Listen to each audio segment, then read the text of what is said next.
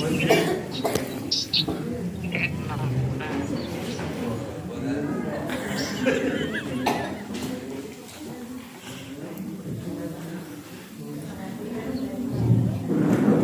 మనం మాట్లాడుకునే టాపిక్ అండి లోబడుట అంటే విధేయత. చెప్పండి ఏం టాపిక్ మనది ఈరోజు? లోబడుట. దానికి ఇంకో పేరే విధేయత అన్నమాట. విధేయత లోబడటం అంటే విధేయత చూపడం, అంటే ఒకరి క్రింద తనను తాను లోపరుచుకోవడం అని అర్థం. నిజంగా లోపడడంలో ఏముందంటే విధేయత మనకు కనిపిస్తుంది. ఇందులో మనం కొన్ని అంశాలు నేర్చుకుందాం. ఫస్ట్, ఎవరికి లోపడాలి చెప్పాలి అందరూ. ఎవరికి లోపడాలి. రెండోదిగా, లోపడకపోతే మనకి కలిగే నష్టాలు, ఫలితాలు. ఆ రెండు అంశాల గురించి ఇప్పుడు మాట్లాడుకుందాం. ఫస్ట్, ఎవరికి లోపడాలి. పిల్లలు తల్లిదండ్రులకు లోపడాలి. ఓకేనా? ఎవరండి? పిల్లలు తల్లిదండ్రులకు లోపడాలి. అలాగే భార్య భర్తకు లోపడాలి. అలాగే విశ్వాసి దైవజనులకు లోపడాలి. అలాగే చివరిగా అందరూ దేవునికి లోపడాలి.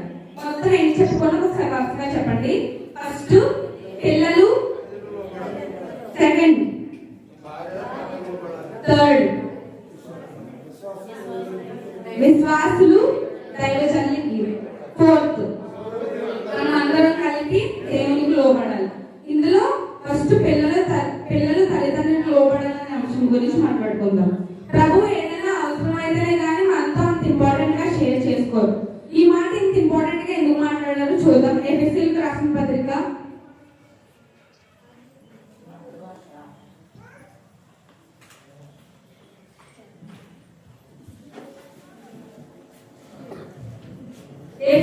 రాసిన పత్రిక 6వ అధ్యాయము 1వ వచనం. పిల్లలారా, ప్రభునందు మీ తల్లిదండ్రులకు విధేయులై ఉండుడి, ఇది ధర్మమే. చాలండి. మనం ఎలా ఉండాలంటే మన తల్లిదండ్రులకి యూత్ చెప్తున్నాం నేను. మనము యూత్ అనే కాదు, ఎవరెవరికి తల్లిదండ్రులు ఉన్నారో ప్రతి ఒక్క తల్లిదండ్రులకి పిల్లలు లోబడి ఉండాలని దేవుడు మనకి ఇక్కడ చెప్తున్నారు. దీనికి పిల్లలకి ఒక బెనిఫిట్ ఉంది. ఆ కిందకి కొంచెం చదివితే అది అర్థమవుతుంది. ఒక నిమిషం. 3వ వచనం చదవండి. అప్పుడు నీవు భూమి మీద దీర్ఘాయుష్మంతుడు వగదవు. ఇది వాగ్దానముతో కూడిన ఆజ్ఞలలో మొదటిది. తల్లిదండ్రులకి పిల్లలు విధేయంగా ఉండడంలో బెనిఫిట్ ఏంటో చెప్పాలి ఒకసారి. మనం అందరం భూమి మీద ప్రతి ఒక్కరికి ఆశ ఉంటుంది, ఎక్కువ కాలం బ్రతకాలి అనేది. దేవుడు మనకి ఇక్కడ అది ఇస్తున్నారు. ఏం చేస్తే ఇస్తారు? తల్లిదండ్రులకి. ఒకసారి అందరూ నా వైపు చూడాలి. ఎవ్వరు ఫోకస్ పెట్టద్దు దయచేసి. ఈ ఒక్క రోజు మనకి ఇస్తారు ప్లీజ్. పిల్లలు తల్లిదండ్రులకు లోపడడం వల్ల పిల్లలకి ఒక బెనిఫిట్ ఉంది. ఏంటది? పిల్లలు అనేది దీర్ఘాయుష్మంతులు అవుతారు. అది మనకి చాలా యూస్ఫుల్. కానీ తల్లిదండ్రులు చెప్పే ప్రతిదీ యూత్ గా మనకి నచ్చదు. ఎందుకంటే మనం ఎందుకంటే తల్లిదండ్రులు చెప్పేది మనకి నచ్చదు. ఎందుకంటే మన ఆలోచనలు వేరు, వాళ్ళ ఆలోచనలు వేరు. వాళ్ళ ఆలోచనలు ఎలా ఉంటాయి? వాళ్ళు యూత్ నుంచి వచ్చిన వాళ్ళే ప్రతిదీ దాటుకుంటా వచ్చి దీని వల్ల ఇంత నష్టం జరుగుద్ది అని మనకి చెప్తారు. కానీ మన యూత్ తూత్లో ఉన్నాం కాబట్టి మనకి అర్థం అవ్వదు. సో మనం ఇక్కడ చేయవలసింది ఏంటంటే తల్లిదండ్రులకి లోబడి ఉండాలి. అది ఏంటని చెప్పాడు దేవుడు?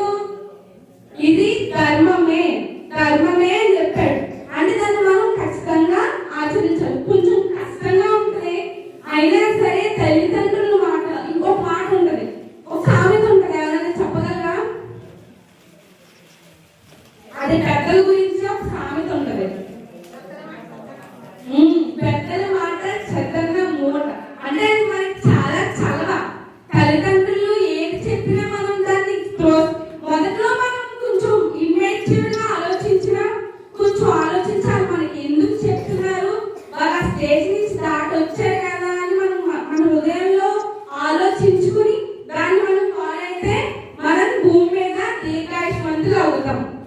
అది మీరు జ్ఞాపకం చేసుకోండి. దానికి ఎగ్జాంపుల్ కూడా చెప్తాను మీకు. ఎవరు అంటే మీకు ఇప్పుడు ఎవరు లోపడ్డారో నేను చెప్తాను. మత్తయి సువార్త 26వ అధ్యాయం తొందరగా తీసుకొచ్చి చదవండి. 26వ అధ్యాయం 39వ వచనం చదవండి. కొంత దూరం వెళ్ళి సాగిలపడి నా తండ్రి సాధ్యమైతే ఈ గిన్నె నా యొద్ద నుండి తొలగిపోనిమ్ము, అయినను నా ఇష్ట ప్రకారం కాదు, నీ చిత్తమే నీ చిత్తం ప్రకారమే కానిమ్మని ప్రార్థించెను. యేసుక్రీస్తు వారు ఇక్కడ ఎంత పెద్ద టాస్క్ లో ఉన్నారంటే తనను తాను మరణానికి అప్పగించుకునే స్థితి అండి అది. ఎవరు వారు సొంతంగా చనిపోవాలి అది కూడా బాగున్నప్పుడు అని అనుకోరు.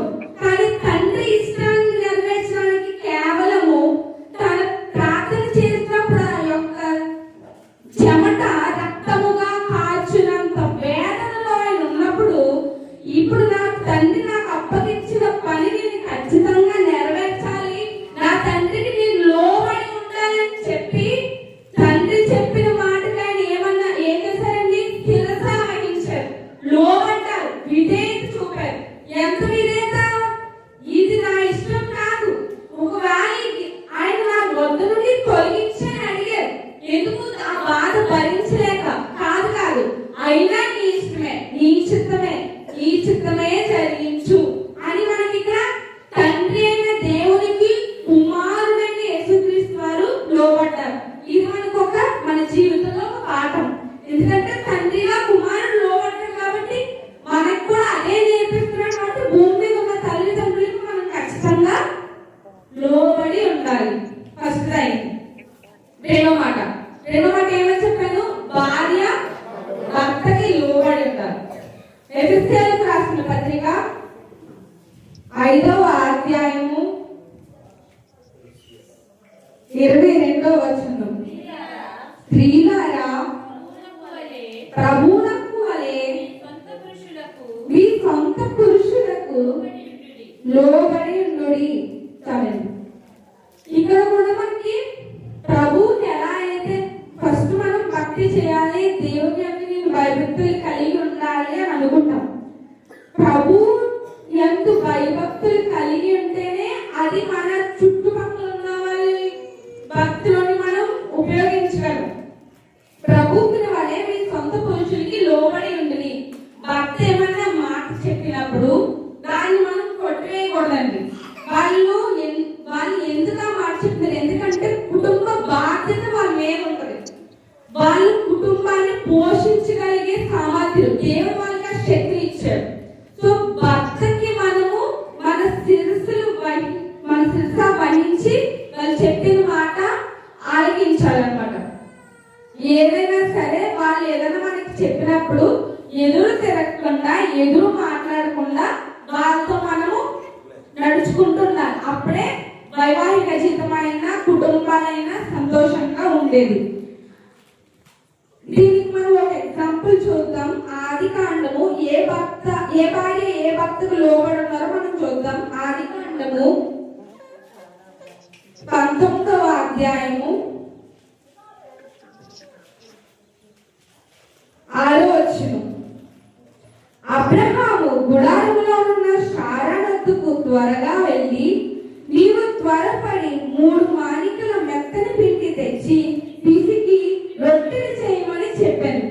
మరియు అబ్రహాము పశువుల మందకు పరిగెత్తి ఒక మంచి లేత దూడను తెచ్చి ఒక పనివానికి అప్పగించెను.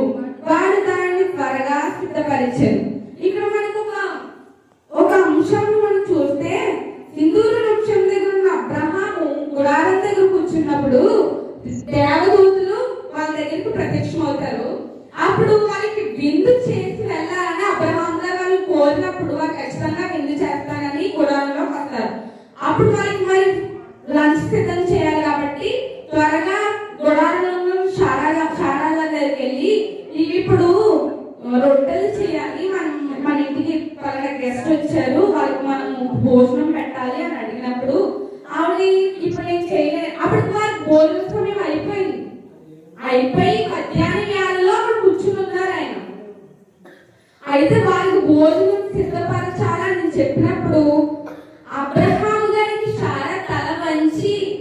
రొట్టెలు చేస్తా ఒప్పుకుంది కానీ ఇప్పుడు చేయనని ఎదురు సమాధానం అప్పుడు చెప్పలేదు.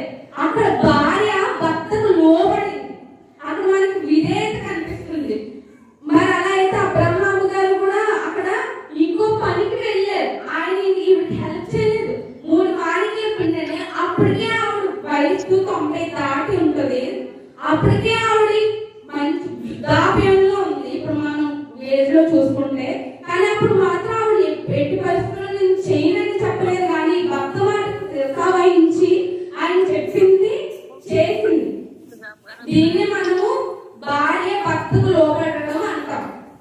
ఈ భక్తులే కదండి, ఇంకా చాలా మంది భక్తులు భర్తకు భార్య లోబడిన సందర్భాలు మనకి బైబిల్లో ఉన్నాయి.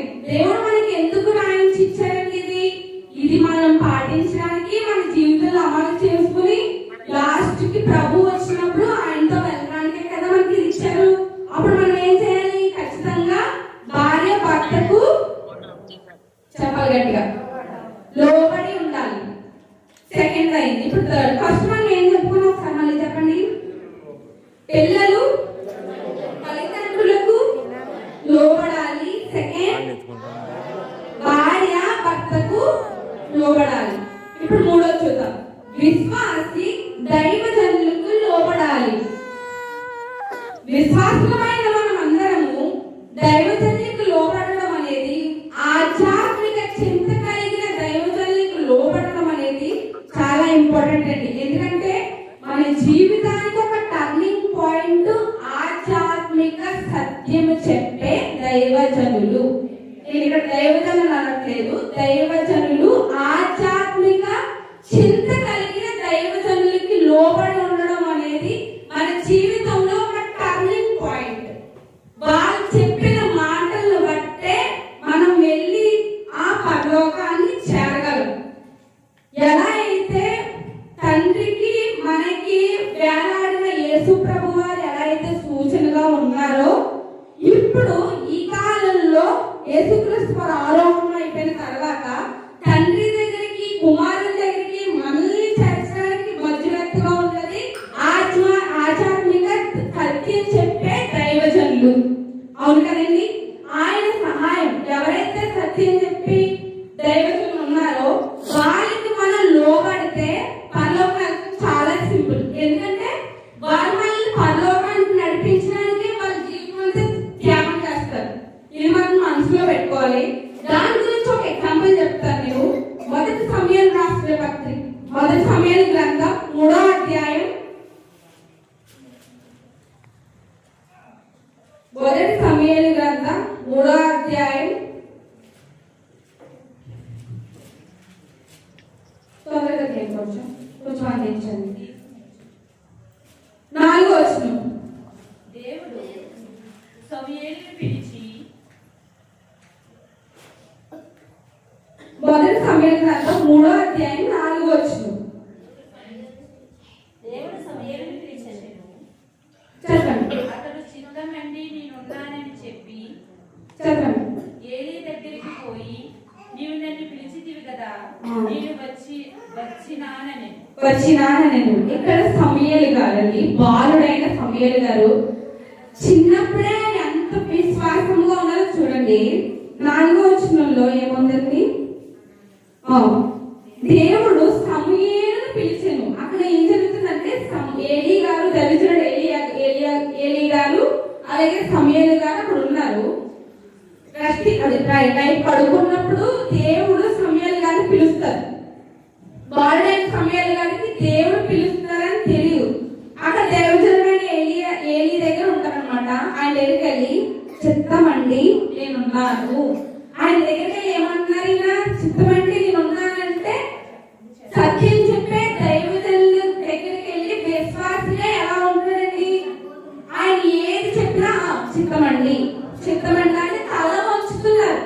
అక్కడ మనకి లోపడ్డ విధేయత చూపుతున్నాడు బాలుడైన సమూయేలు గారు. ఎవరికి? దైవజనుడు, సత్యం చెప్పే దైవజనుడైన ఏలీ గారికి తల వంచుతున్నారు. ఏమని చెప్తున్నారు? చిత్తమండి నేనున్నానని చెప్పి ఏలీ దగ్గరికి పోయి, నీవు నన్ను పిలిచివా అని అడుగుతున్నారు. అంటే అక్కడ ఎంత ఇప్పుడు ఎవరన్నా పిలిచినప్పుడు దైవజనులు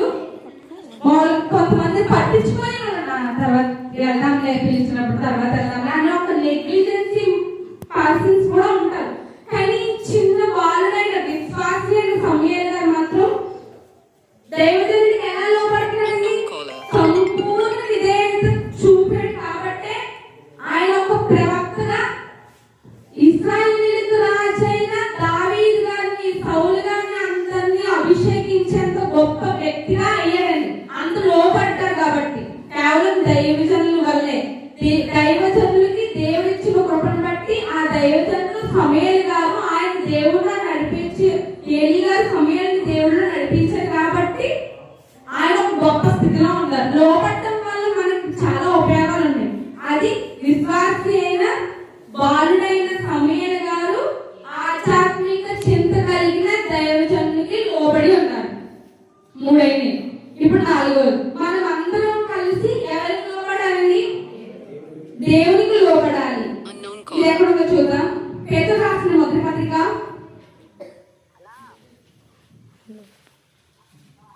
పేతురు రాసిన మొదటి పత్రిక 5వ అధ్యాయము 6వ వచనం. దేవుడు తగిన సమయమందు మిమ్మును హెచ్చించినట్లు ఆయన బలిష్టమైన చేతి క్రింద దీన మనస్కులై ఉండుడి. మన శక్తి కలిగిన భయంకరమైన జీవం కలిగిన దేవుని చేతిలో మనం అందరం విధేయత చూపి లోబడి దీన మనస్కులై ఉన్నప్పుడు తగిన సమయమందు ఆయన మనకు కార్యము చేస్తారు ఖచ్చితంగా. ఇప్పుడు అన్నిటిని బట్టి ఇప్పుడు వారి భర్తకు లోబడే వాళ్ళని చెప్పాను, తల్లిదండ్రులకు పిల్లలు లోబడాలని చెప్పాను, విశ్వాసి దైవజనులకు లోబడాలని చెప్పాను. వీళ్ళందరూ మనం అందరూ ఎవరికి లోబడాలండి? గట్టిగా చెప్పాలి, గట్టిగా. తండ్రి అయిన దేవునికి మనం అందరం లోబడాలి. లోబడినప్పుడు మనకి తగిన సమయమందు ఆయన బహుమానము కార్యములు అలాగే మనల్ని పరలోకాన్ని నడిపించే బాట ఆయన మనకి చూపిస్తారు. ఇప్పటి వరకు ఎవరికి లోబడాలి, ఎలా లోబడాలో మనం తెలుసుకున్నాం. ఇప్పుడు లోబడకపోతే మనకు కలిగే నష్టం ఫలితం చూద్దాం. కొరింథీయులకు రాసిన మొదటి పత్రిక 10వ అధ్యాయం 5వ వచనం. అయితే వారిలో ఎక్కువ మంది దేవునికి ఇష్టలుగా ఉండకపోయింది కనుక అరణ్యంలో సంహరింపబడి. ఎవరి ఇశ్రాయేలీయులు. మోషే గారు దేవుడిచ్చిన పనిని బాధ్యతగా నెరవేర్చడానికి ఫరోన్న ఐగుప్తు దేశంలోకి వెళ్ళి బానిసత్వంలో ఉన్న ఇశ్రాయేలీయులను విడిపించి కష్టపడి వాళ్ళని కనాను పాలు తేనెలు ప్రవహించే దేశానికి నడిపించడానికి వాళ్ళని తీసుకొచ్చినప్పుడు వారు దేవుని మాటకు విధేయత చూపకుండా తిరగబడ్డారు, లోబడలేదు. వాళ్ళు మాకు ఇది కావాలి, తినడానికి అది లేదు, నువ్వు ఇక్కడ తీసుకొచ్చేంటి, మాకు ఐగుప్తులో సమాధి లేదనుకుంటున్నావా, మాకు తిండి లేదనుకుని ఇక్కడికి వచ్చి తీసుకొచ్చి మమ్మల్ని ఇలా మార్చేద్దామంటే అసలు తండ్రి అయిన దేవుడు వాళ్ళని విడిపించి ఒక కొత్త జీవితాన్ని ఇవ్వడానికి నడిపించినప్పుడు వారి తండ్రి అయిన దేవునికి లోబడి ఉండాలి. ఎందుకంటే గొప్ప కార్యం జరుగుతుంది అక్కడ. వారందరూ కూడి ఏకంగా దేవుడు మహిమపరచడం మానేసి వారిలో కొంతమంది ఎక్కువ మంది దేవునికి ఇష్టంగా ఉండలేక ఆయనకు లోబడలేకపోవడం వల్ల అరణ్యంలో అందరినీ దేవుడు చంపేశాడు. ఎవరికైనా కోపం వస్తుంది కదండి. ఎంత కష్టపడి తీసుకొచ్చాడు, ఎన్ని 10 అద్భుతాలు చేస్తే కానీ ఫరోలు ఇంకా కఠినంగా ఉంటే వాళ్ళు వెళ్ళిపోయారని చెప్పినప్పుడు మళ్ళీ వెనకాల సైన్య సమూహంతో వాళ్ళు చంపడానికి వస్తున్నప్పుడు దేవుడు వారిని సముద్రం నుంచి కాపాడినప్పుడు వారికి అంత విశ్వాసం లేకుండా లోబడకుండా ఇష్టం వచ్చినట్టు తిరగబడితే దేవుడు కోపం కదా. అందుకే అందులో చాలా మందిని సంహరించేశాడు. లోబడకపోతే మనలైనా సరేనండి, దేవుడికి మోసేని కాదు, యోషువని కాదు, ఎవరనేది కాదు, మనమని కాదు. అందుకే మోషే గారు తన పని అయిపోయిన తర్వాత యెహోషువగా స్టార్ట్ చేసిన తర్వాత నేను మోషే తోడే ఉన్నట్టే నీకు తోడే ఉంటానని చెప్పాడు. వాళ్ళకో న్యాయం, నీకో న్యాయం, నాకో న్యాయం మన తండ్రి ఎప్పుడు చూపడు. ఎందుకంటే పక్షపాతి కాదు. లోబడకపోతే నిన్ను నన్ను ఎవరిని వదలడు. ప్రేమిస్తే అందరినీ ప్రేమిస్తాడు. ఆయనకి దగ్గరగా, ఆయనకి ఇష్టముగా, ఆయనకి ప్రీతికరంగా బ్రతికితే దరిద్రుడైనా ధనవంతుడినైనా ఉన్నవాడినైనా లేనైనా ఒకరైనా చూస్తాడు. అది నా తండ్రి అయిన దేవుని తత్వం. కానీ ఇక్కడ ఐగుప్తు ఐగుప్తులో వెళ్ళిన ఆ యొక్క ఇశ్రాయేలీలు దేవుని కోపం రప్పించడం బట్టి ఆయన చంపడానికి సిద్ధపడారండి. ఇర్మియా గ్రంథంలో ఉంటది, ఆయన దుర్మార్గుడు చనిపోతే సంతోషించునా అని. అంటే ఆయన ఎవరు చనిపోవడానికి వాళ్ళు సృష్టించలేదు, ఆయన చచ్చిపోవడానికి ఎవరికి ఇష్టం లేదు, మనం ఎవరు చనిపోవడం. అయినా ఆయన చంపాడంటే వాళ్ళు ఎంత విసిగించారో మనకి తెలియాలి. దీన్ని బట్టి లోపడకపోతే దేవునికి మనకు చాలా కోపమండి. మనకి ఇచ్చిన వాక్యాన్ని బట్టి మనం అందరం లోపడాలి దేవునికి. ఇది మనం అందరం గుర్తుపెట్టుకుందాం. అలాగే రెండోది, ఫస్ట్ ఇశ్రాయేలు నశించిపోయారు. సెకండ్ సంఖ్యాకాండం 12వ అధ్యాయం, సంఖ్యాకాండం 12వ అధ్యాయం 1, 2, 3 వచనం ఒకసారి చదవండి. మోషే కూషు దేశపు స్త్రీని పెళ్లి చేసుకుని ఉండను కనుక అతడు పెళ్లి చేసుకున్న ఆ స్త్రీని బట్టి మిరియాము అహరోనులు అతనికి విరోధముగా మాట్లాడింది. వారు మోషే చేత మాత్రమే దేవుడు పలికించెను.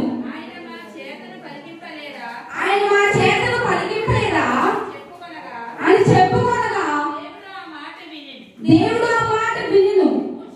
మోషే భూమి మీద ఉన్న వారందరిలో మిక్కిలి సాత్వికుడు. ఇక్కడ అంశం ఏంటంటే, మోషే గారు కూషు దేశపు స్త్రీని పెళ్లి చేసుకున్నప్పుడు ఈ యొక్క అన్న అయిన అక్క మిరియాము వారు ఏం చేశారంటే పులుకున్నారు మనసులో, ఈయనకే ఎక్కువ అధికారం ఇచ్చేస్తున్నాడు దేవుడు, నడిపించేస్తున్నాడు ముందుండి అని చెప్పేసి మోషే మీద సనిగారు. మోషే నియమించింది ఎవరండి? చెప్పండి ఒకసారి. దేవుడు నియమించాడు మోషే. దేవుడే నీవు నా పని చేయి. అక్కడికి మోషే తప్పించుకున్నా చూసాడు. నేను అర్థం ప్రభు నాకు రాదని చెప్పినప్పుడు నేను ఉన్నా కదా, నీకు ఎందుకు పోయి నువ్వు చెప్పి తీసుకెళ్ళాడు ఐగుప్తు దేశానికి. అలాంటప్పుడు మోషేని తండ్రి అయిన దేవుడు మోషే గారు నియమించినప్పుడు వీళ్ళు సైలెంట్ గా ఉండి మోషే గారు చెప్పింది చేయకుండా మోషే గారిని కనుక్కున్నారు. దేవుని మాటకి వారు లోబడలేదు.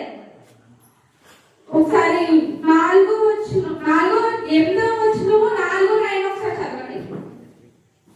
నా సేవకుడైన మోషేకు విరోధముగా మాట్లాడుటకు మీరేలా భయపడలేదనను. నా సేవకుడైన మోషే నేను నియమించుకున్నానని ఆయన అంతా మీరిద్దరికి ఎవరని చెప్పేసి దేవుడు వాళ్ళని ప్రశ్నిస్తున్నాడు. నేను నా అధికారానికి మీరు లోపడకుండా మోషే మీద పనిగడానికి మీరు ఎవరని చెప్పేసి దేవుడు వాళ్ళని ప్రశ్నిస్తున్నాడు. 10వ వచనం ఆ ప్రత్యక్షపు గుడారము మీద నుండి ఎత్తబడెను. అప్పుడు మిరియాము హిమము వంటి తెల్లని కుష్టి గలదాయెను. దేవుడు కోపం వచ్చినప్పుడు ఖచ్చితంగా ఏదో మనకి శిక్ష వేస్తాడు. ఇశ్రాయేలీయులు ఎలా అయితే ఎక్కువ మంది దేవునికి లోబడం లేదని సంహరించాడో, అలాగే ఇక్కడ మిరియాము కూడా దేవుడు శిక్ష వేస్తాడు. ఏమొచ్చిందని? కుష్టి రోగం వచ్చేసింది. ఎందుకు? లోబడలేదు కాబట్టి, దేవుడు చెప్పింది వినలేదు కాబట్టి. మోషే గారు నడిపించినప్పుడు వాడు వెనకాల వెళ్ళి ఆయన చెప్పింది ఈవిడ చేయాలి కానీ ఈవిడి దైవజనుడైన మోషే మీద పలికింది కాబట్టి దేవుడు గారికి నచ్చలేదు. డైరెక్ట్ గా అహరోను గారిని మిరియాము గారిని దేవుడు ప్రశ్నిస్తున్నాడు. మీరు అసలే ఎంత ధైర్యం మీద నా సేవకుడైన మోషే మీద ఇష్టం మాట్లాడడానికి మీకు భయమే లేదా? నేనేమైనా చేస్తానని మీకు భయమే లేదా? మీరు ఎందుకు లోబడట్లేదు అని అడుగుతున్నారు. 8వ అధ్యాయం 8వ వచనం 4వ అధ్యాయంలో చూస్తే నా సేవకుడైన మోషేకు విరోధముగా మాట్లాడుటకు మీరు ఎలా భయపడలేదు? మీరు ఎందుకు భయపడలేదు? నేను ఉన్నాను కదా, నేను చూస్తున్నాను కదా, అసలు ఎందుకు లోబడలేదు అని దేవుడు అడుగుతున్నాడు. లోబడకపోతే మనకి చాలా నష్టం అండి. ఈ రోజు మనం ఈ కొత్త పాఠంగా నేర్చుకున్నాం న్యూ ఇయర్ లో. లోబడకపోతే చాలా నష్టాలు ఉంటాయి.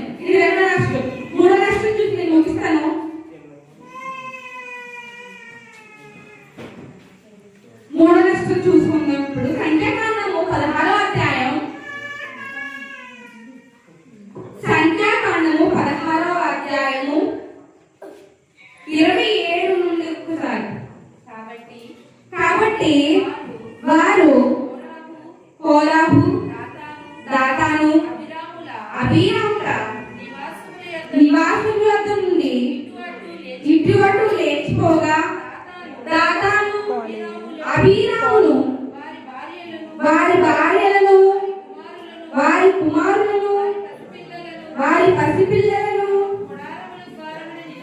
తమ గుడారముల ద్వారమును నిలిచి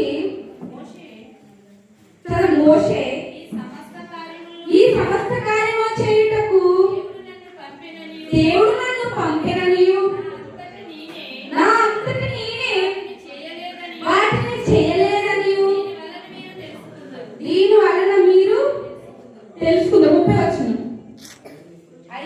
అయితే దేవుడు గొప్ప వింత పుట్టించుట వలన వారు ప్రాణములతో వినండి, వారు ప్రాణములతో పాతాళంలో కూలినట్లు భూమి తన నోరు తెరిచి వారికి కలిగిన సమస్తమును మింగివేసిన యెడల వారు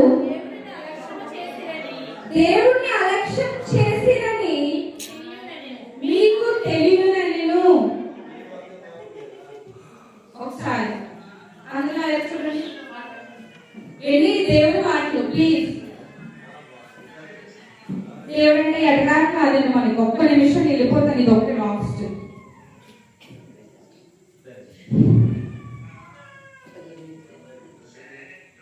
గొప్ప వింత.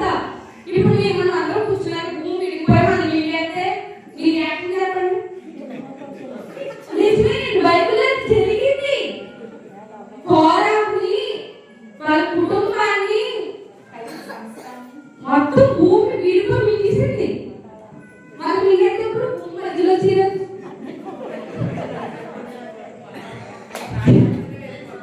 ప్లీజ్ దేవుని మాట ఆలోచించండి. లోపడకపోతే ఎంత నష్టమో మనం ఈరోజు నేర్చుకుంటున్నాం. దేవుడు మీద మనం నేర్చుకుంటున్నాం. లోపడకపోతే ఎంత నష్టమో, ఎంత నష్టమా. లోపడకపోతే ఎవరి గురించి నష్టం నేర్చుకున్నాం? ఇశ్రాయేలీయుల గురించి నేర్చుకున్నాం. రెండు మిరియాము గురించి నేర్చుకున్నాం. 3 ఎవరి గురించి నేర్చుకున్నాం? కోరాహుకి అసూయ వచ్చేసింది. ఇశ్రాయేల్ పరిశుద్ధులు కదా, అహరోను మోషే పరిశుద్ధులా, వాళ్ళకి నాయకత్వం ఇచ్చాడని చెప్పి అసూయ వచ్చింది. 250 మంది మోషేకి అహరోను గారికి ఆపోజిట్ అయిపోయారు. మొత్తం అందరూ మేము లోపల చెప్పాం, మీరు చెప్పిన మాట మేము వినమంటే అక్కడికి మోషే గారు అంటారు, దేవుడు మాకు చెప్పిందే తప్ప మా సొంతంగా మేము ఏం చేయట్లేదు, మా సొంతంగా మేము ఏం క్రియేట్ చేయలేదు, దేవుడు చెప్పిందే మేము చేస్తామో చెప్పాడు మోషే గారు.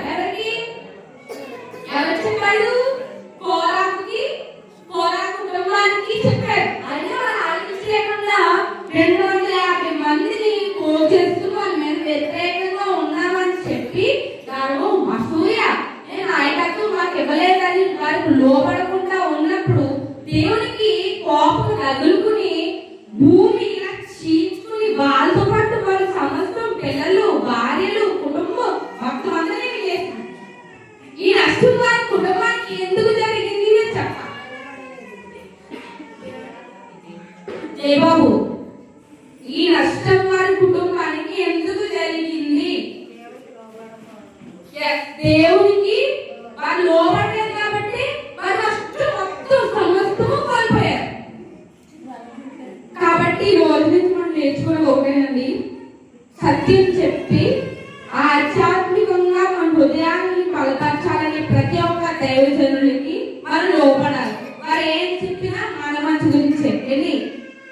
మహా అయితే ఇప్పుడున్న తిండ్లు ఈ బ్రతుకాలను బట్టి 60 లేకపోతే 70 బ్రతుకున్నాం అంతే. తర్వాత ఆలోచించుకుంటే ఎక్కడికి వెళ్తాం? ఫస్ట్ క్వశ్చన్, నరకం. ఒక్కసారి నరకానికి జారిపోయామంటే తరతరాలు యుగ యుగాలు అక్కడ ఉండవలసిందే. అంతే, ఇక మనం బయట అదే మన జీవితం అంతే. అందులో కాలాలి. చిన్న పురుగిని మనం భయపడతాం, అలాంటి నరకంలో కాలిపోతూ పురుగులు మీదకి ఎక్కినప్పుడు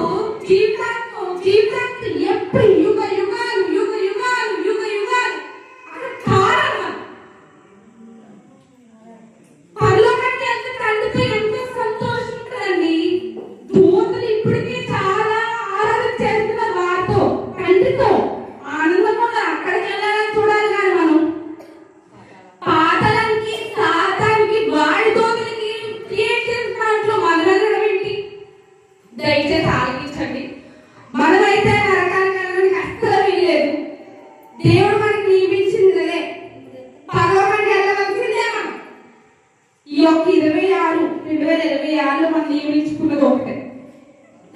దేవునికి వాళ్ళు ఖచ్చితంగా లోబడాలి. సత్యం చెప్పే దైవం మనకు ఖచ్చితంగా లోబడాలి. అంతే. నరకానికి ఎందుకు వెళ్ళాలండి మనం?